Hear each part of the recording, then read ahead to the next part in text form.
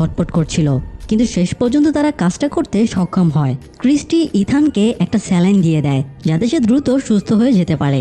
এ সময় তার জিমের সাথে টুকটাক কথা হয়। ক্রিস্টি জানায় সে পুরোপুরি ডাক্তার না, সে মেডিকেলের 3rd ইয়ারের স্টুডেন্ট ছিল, আর সেই সময় সে এখানে আটকে পড়েছিল।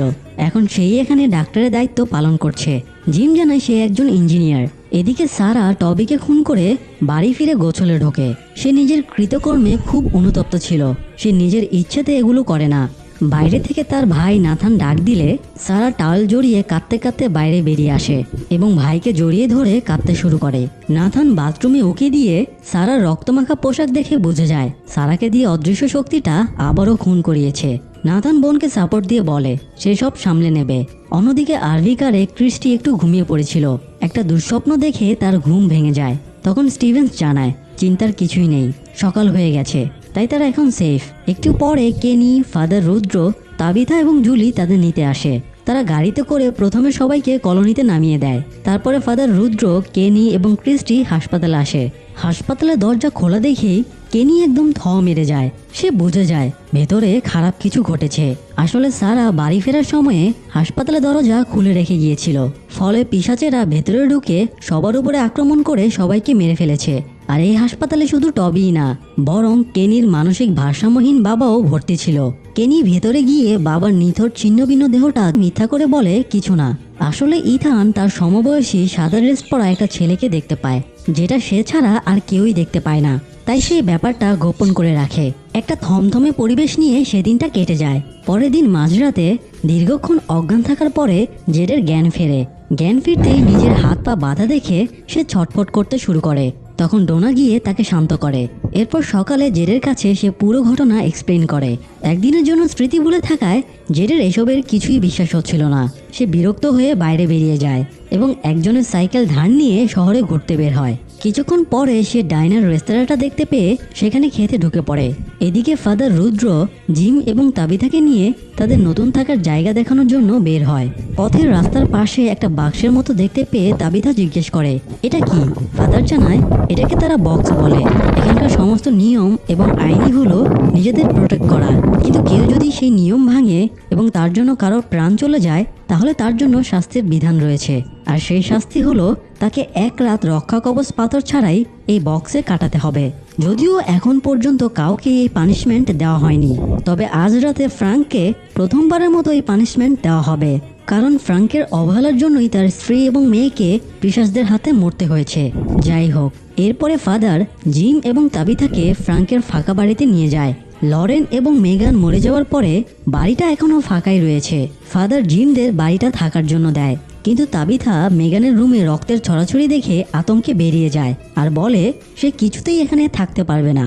তখন জিম তাকে কোনো রকমে বুঝিয়ে শান্ত করে। এদিকে ইথান এখন টুকটাক হাঁটতে পারছে। অ্যালিস তাকে একটা ওয়াকিং ক্রাচ বানিয়ে দিয়েছে, সেটা দিয়ে সে হাঁটতে হাঁটতে কলোনি হাউসের পেছনের দিকে চলে আসে। সে মূলত তার দেখা ছোট ছেলেটিকে খুঁজছিল। তখন তার ভিক্টরের সাথে দেখা হয়ে যায়। ভিক্টর কিছুটা পাগলা কিচিমের, তার যা মনে চায় সে ওটাই করে। এই মুহূর্তে সে একটা গাছ নিয়ে গবেষণা করছে। তার ধারণা এই গাছটা হাঁটাচলা করতে পারে। ভিক্টরের অদ্ভুত কাণ্ড দেখে ইথান তাকে এটা সেটা নিয়ে প্রশ্ন করতে থাকে। এতে ভিক্টর বেশ বিরক্ত হয়ে যায় এবং ইথানকে চলে যেতে বলে। ইথান চলেই যাচ্ছিল, কিন্তু তার আগে জিজ্ঞেস করে ভিক্টর সেই সাদা ড্রেস পরা ছেলেটাকে দেখেছে কিনা। ইথান কখনো ছেলেটাকে কলোনির ভেতরে যেতে দেখেনি, তাই ওর ধারণা ছেলেটা এদিকে কোথাও থাকে। ইথানের মুখে অদৃশ্য ছেলেটির কথা শুনে ভিক্টর বেশ হকচকিয়ে যায়। আর কেউ না জানলেও ভিক্টরও এই ছেলেটার ব্যাপারে জানতো। তারা এই ব্যাপারে বিস্তারিত কথা বলার আগেই সেখানে জুলি চলে আসে এবং ইথানকে ধমক দিয়ে ভিক্টরের কাছ থেকে চলে আসতে বলে। ইথান চলে যাওয়ার সময় ভিক্টর তাকে বলে ছেলেটির সাথে আবার দেখা হলে ইথান যেন ভিক্টরের পক্ষ থেকে হাই বলে দেয়। ইথান খুশি মনে জুলির কাছে চলে যাওয়ার পরে জুলি তাকে কড়া করে বলে দেয় সে যেন ভিক্টরের কাছ থেকে দূরে থাকে, কারণ সে একটা পাগল। যাই হোক, এদিকে জেড নাস্তা সেরে বাইরে বেরিয়ে শহরটা ঘুরে দেখছিল। তখন সে একটা পাতাল ঘর দেখতে পায়। সে সাইকেল রেখে ভেতরে ঢোকে এবং একটা দরজা খুলতেই দেখে একটা লাশের ওপরে পাথর চাপা রয়েছে। লাশটা হঠাৎ তার দিকে তাকিয়ে চিৎকার করে ওঠে, আর ঘটনার আকস্মিকতায় জেড চমকে উঠে ছিটকে পড়ে। দ্বিতীয়বার চোখ মেলতেই সে দেখে সেখানে কেউই নেই, সবটাই তার মনের ভুল। তবে সে দেয়ালে একটা অদ্ভুত সিম্বল দেখতে পায়, যদিও সে সিম্বলের অর্থ বুঝতে পারে না। এরপর সে বের হয়ে আবারও শহরে ফিরে আসে। ফিরে এসে জেড দেখে ফাদার শহরের সবাইকে নিয়ে মিটিং ডেকেছে। শহরে নতুন আসা মানুষগুলো এখানে সিদ্ধান্ত নেবে তারা মূল শহরে থাকতে চায় নাকি কলোনি হাউসে থাকতে চায়। জিম, তাবিথা এবং ইথান মূল শহরে থাকার জন্য বেছে নেয়, কিন্তু জুলি জানিয়ে দেয় সে কলোনি হাউসে থাকবে। এই নিয়ে তাবিথা অনেক বিরোধিতা করে, কিন্তু তাতে লাভ হয় না। এখানে সবার নিজেদের মর্জি মাফিক চলার স্বাধীনতা রয়েছে, তাই জুলির কলোনিতে থাকার সিদ্ধান্তকে মেনে নেওয়া হয়। এই সময় আজ রাতে ফ্রাঙ্কের শাস্তির ব্যাপারেও আলোচনা হয়। এইসব দেখে জেডের সবকিছু ছেলে মানুষই ব্যাপার মনে হয়। সে উচ্চস্বরে হাসতে শুরু করে। তখন স্টিভেন্স রেগে গিয়ে তাকে কলার ধরে মিটিং থেকে বের করে দেয়। এরপর কেনি জেডকে নিয়ে কবরস্থানে যায় এবং টবির লাশ দেখায়। টবির লাশ দেখার পরে জেড কিছুটা হুঁশে ফেরে এবং কাঁদতে শুরু করে। কিছুক্ষণ পরে সন্ধ্যা নেমে আসে। সবার উপস্থিতিতে ফ্রাঙ্ককে বক্সে রেখে আসা হয়, যদিও স্টিভেন্সের এটা করার ইচ্ছা ছিল না, কিন্তু ফাদারের নির্দেশ। ফ্রাঙ্ককে ক্ষমা করে দিলে শহরের বাকিরাও প্রতিনিয়ত রুলস ভঙ্গ করবে, তাই ফ্রাঙ্ককে শাস্তি দিতেই হবে। এই জন্য স্টিভেন্স অনিচ্ছা সত্ত্বেও ফ্রাঙ্ককে বক্সের ভেতরে ঢুকিয়ে দরজা আটকে দেয়। তারপরে যে যার মতো চলে যায়। জিম, তাবিথা এবং ইথানকে নিয়ে ফ্রাঙ্কের বাড়িতে শিফট করে। কেনি নিজের বাড়িতে জেডকে জায়গা দেয়।